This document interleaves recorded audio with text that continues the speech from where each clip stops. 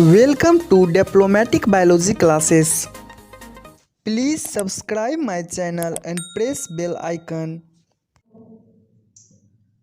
आज से हम लोग है ना पढ़ना स्टार्ट करते हैं।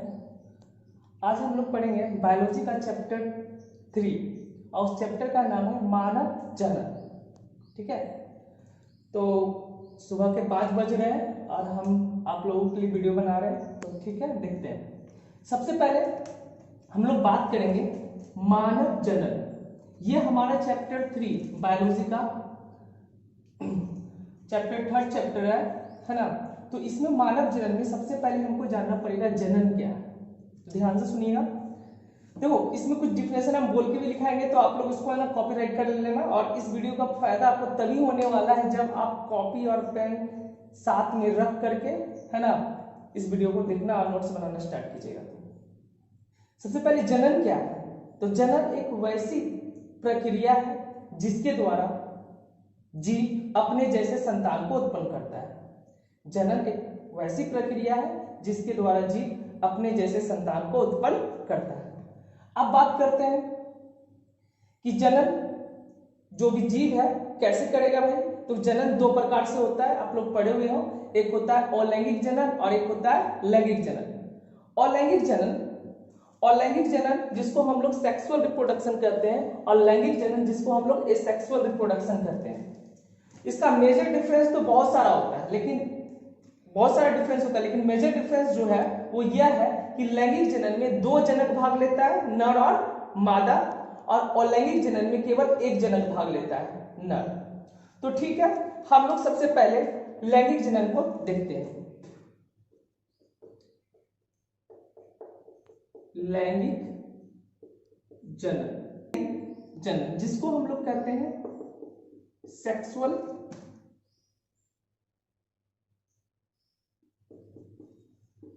रिप्रोडक्शन। अब देखो, सेक्सुअल रिप्रोडक्शन लैंगिक जनन में 2 जनक की जरूरत पड़ती है। आप लोग जानते हो, एक हमारा क्या होता है मेल और एक क्या होता है फीमेल। मेल को हम लोग क्या बोलते हैं नर बोलते हैं, और फीमेल को हम लोग क्या बोलते हैं मादा बोलते हैं हिंदी में। अब देखो, मेल जो है नर जो है वो क्या बनाएगा युग्मक का निर्माण करता है, जिसको हम लोग इंग्लिश में क्या बोलते हैं गैमिट बोलते हैं।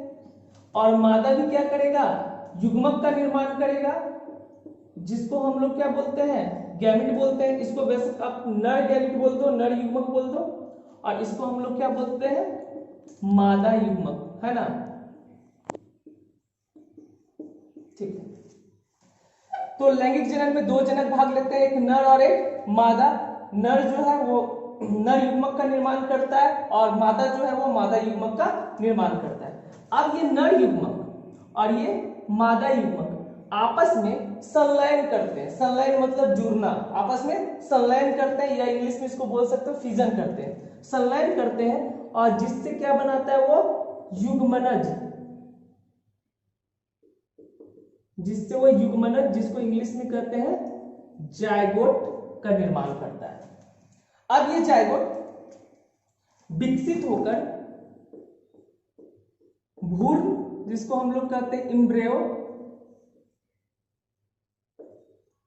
और ये भ्रूण विकसित होकर के नया संतान जिसको हम लोग कहते हैं ऑफ स्प्रिंग, नया संतान का निर्माण करता है। तो देखो एक बार फिर से, लैंगिक जनन हम लोग क्यों लैंगिक जनन पढ़ रहे हैं, क्योंकि मानव में जो जनन का जो प्रोसेस है वो प्रोसेस लैंगिक जनन के थ्रू होता है। और लैंगिक जनन में 2 जनक का होना बहुत जरूरी है, एक नर और एक मादा। नर जो है वो नर युग्मक का निर्माण करेगा, मादा जो है मादा युग्मक का निर्माण करेगा। नर युग्मक मादा युग्मक आपस में संलयन करेंगे, जुड़ेंगे, जिससे युग्मनज जायगोट का निर्माण होगा, है ना। और ये जायगोट विकसित होकर के भ्रूण का निर्माण करेगा और भ्रूण विकसित होकर के नए संतान का निर्माण करेगा। अब एक चीज यहाँ पे समझो, ये जो युग्मनज का मतलब मेल जो है युग्मक का निर्माण करेगा, फीमेल भी युग्मक का निर्माण करेगा। ये मेल जो है नर युग्मक का निर्माण करेगा, फीमेल मादा युग्मक का निर्माण करेगा, ये दोनों संलयन होकर के ये जायगोट बनाएगा, युग्मनज बनाएगा। इसी प्रोसेस को हम लोग कहते हैं निषेचन। क्या कहते हैं? निषेचन, जिसको हम लोग इंग्लिश में कहते हैं फर्टिलाइजेशन। ठीक है, अब निषेचन का डिफिनेशन भी यहां से क्लियर हो गया, फर्टिलाइजेशन का डिफिनेशन भी यहां से क्लियर हो गया। क्या आप डिफिनेशन इसको बोलोगे?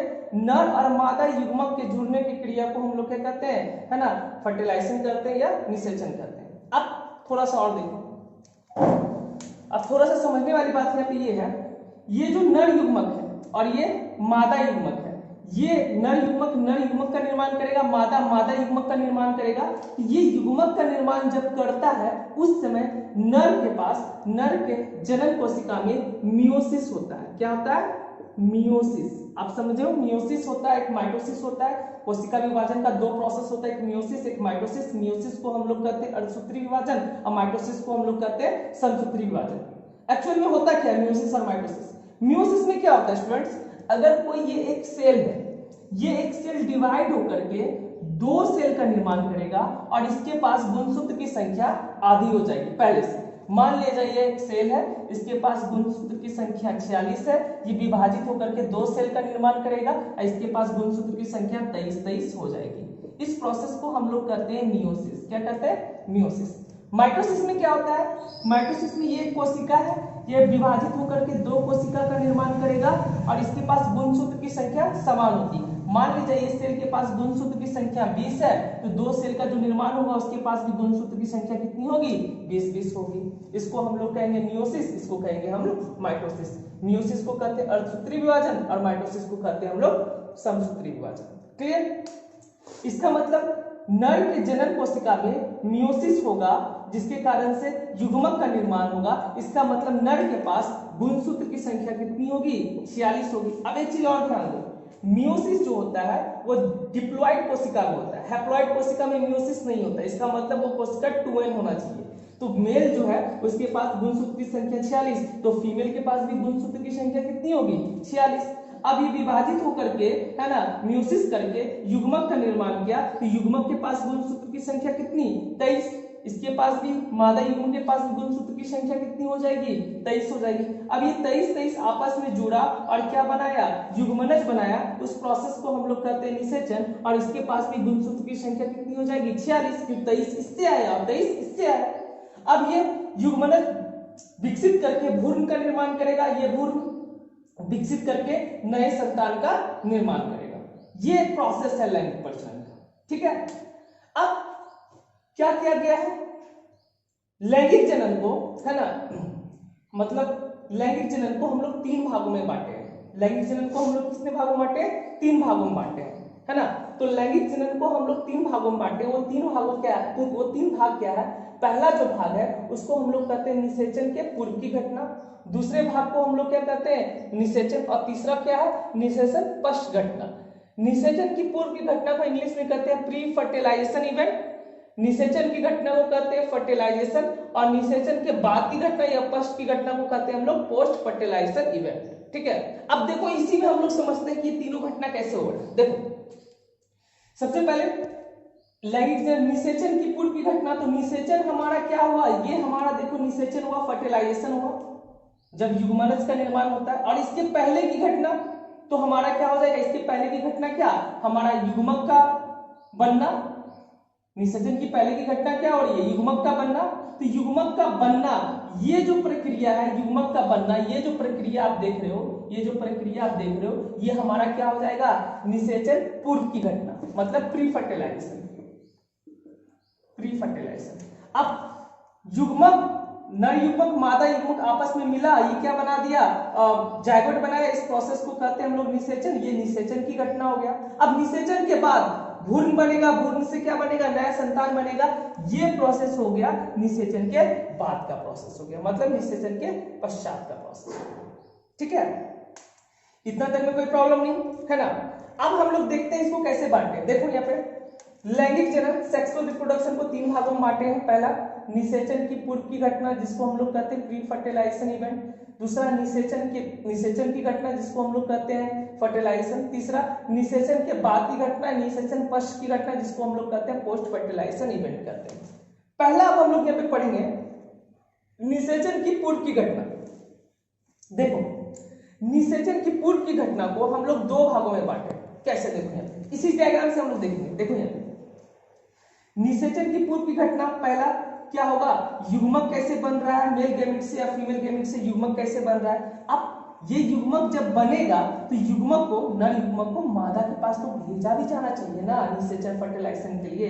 तो निषेचन की पूर्व की घटना को हम लोग दो भागों में बांटते हैं। पहला हमारा युग्मक जनन जिसको इंग्लिश में कहते हैं गैमेटोजेनेसिस, और दूसरा हमारा होता है युग्मक हस्तांतरण जिसको कहते हैं गैमेट ट्रांसफर, है ना। तो सबसे पहले हम लोग देखेंगे युग्मक जनन क्या होता है जिसको हम लोग गैमेटोजेनेसिस कहते हैं। तो इसको डिफिनेशन में क्या लिखोगे आप, युग्मक जनन जिसको इंग्लिश में हम लोग कहते हैं गैमेटोजेनेसिस, इसमें आप ये लिखोगे युग्मक बनने की क्रिया को हम लोग युग्मक जनन या गैमेटोजेनेसिस कहते हैं।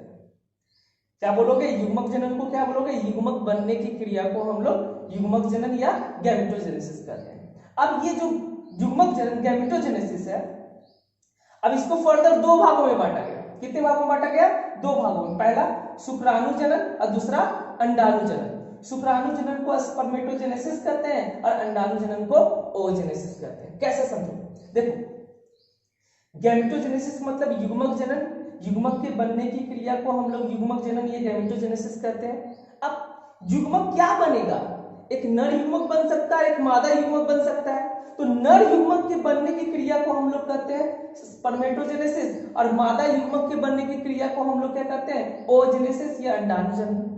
फिर से सुनो, नर युग्मक के बनने की क्रिया को कहते हैं शुक्राणु जनन और मादा युग्मक के बनने की क्रिया को कहते हैं अंडाणु जनन। अब शुक्राणु जनन नर युग्मक को बनाता है, शुक्राणु जनन किसको बनाता है, नर युग्मक को बनाता है। शुक्राणु जनन किसको बनाता है, नर युग्मक को बनाता है,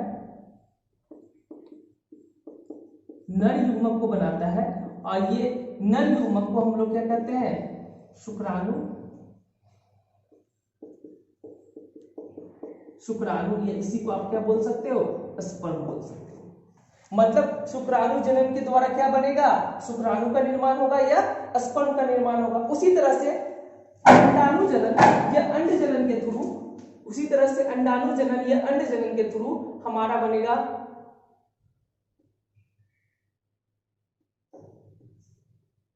अंडाणु, अंडा बनेगा जिसको हम लोग कहेंगे ओवम।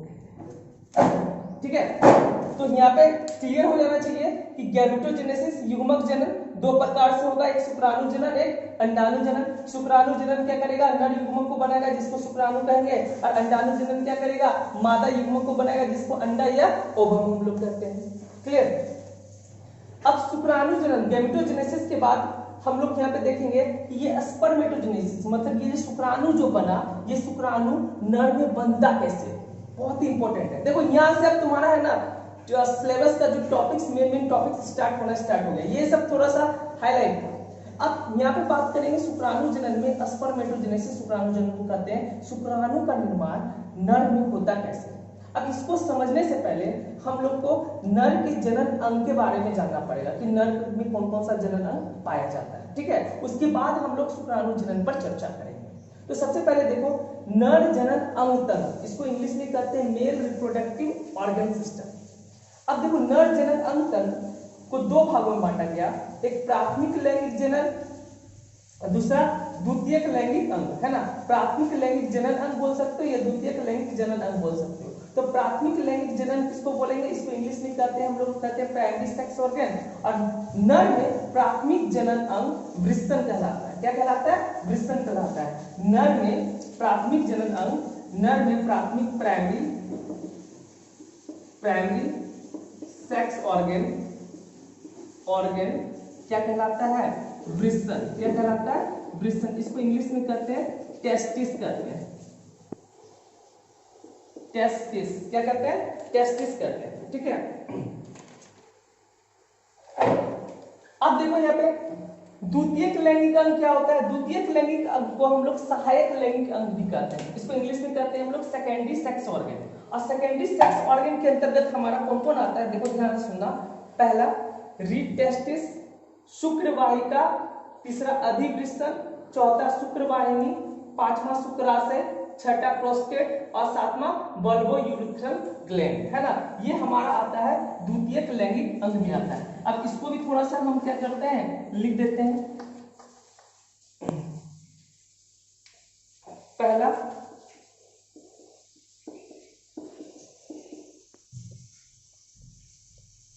रिट टेस्टिस, दूसरा हमारा क्या है, रिट टेस्टिस को इंग्लिश में रिट टेस्टिस कहते हैं। शुक्रवाहिका, शुक्रवाहिका को हम लोग इंग्लिश में क्या कहते हैं, क्या दूसरा शुक्रवाहिका, शुक्रवाहिका को इंग्लिश में हम लोग कहते हैं वासा इफ्रेंटिया कहते हैं।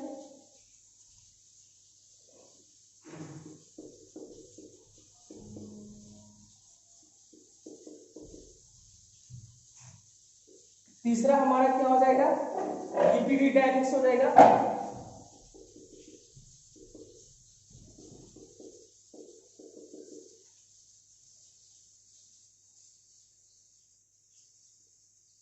चौथा हमारा क्या हो जाएगा, चौथा हमारा हो जाएगा भाषा डिफरेंशिया हो जाएगा।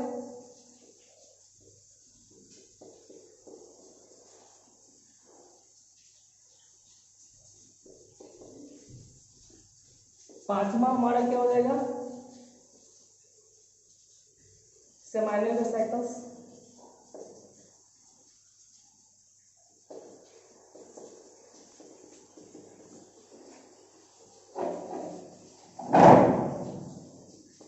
क्या हो जाएगा, प्रोस्टेट।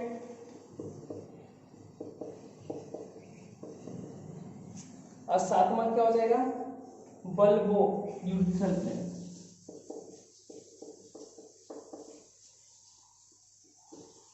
Bulbo urethral. तो ये हमारा देखो रिट टेस्टिस, दूसरा हमारा शुक्रवाहिका, वासा रिफ्रेंशिया, तीसरा अधिवृषण इपिडिडाइमिक्स, चौथा हमारा शुक्रवाहिनी जिसको हम लोग कहते हैं क्या, वासा डिफरेंशिया, फिर क्या शुक्राशय, seminal vesicles, prostate, prostate bulbourethral gland को बल्बोथ्रल ग्लैंड कहते हैं, है ना। तो ये हमारा द्वितीयक लैंगिक अंग हो गया। अब देखो यहाँ पे क्या बात हो रही है कि अब नर जनन अंग, प्राथमिक लैंगिक जनन अंग क्या होता है, उसको हम लोग वृषण कहते हैं। द्वितीयक लैंगिक जनन अंग में हमारा ये 6-7 पार्ट्स आता है। अब इसको एक हम लोग डायग्राम से समझेंगे कि ये सारे पार्ट्स कहाँ पे लोकेटेड होते हैं। जब वो उसका इमेजिनेशन आप लोग कर लोगे तो फिर हम लोग पढ़ेंगे शुक्र जनन क्या होता है, तब हम लोग को क्या होगा, शुक्र जनन स्पर्मेटोजेनेसिस बहुत अच्छे से हम लोग का क्या होगा, क्लियर होगा, है ना। सो आज के लिए रहने दो, है ना, थैंक्स, है ना। और आप लोग वीडियो को देखते रहिए और पढ़ते रहिए।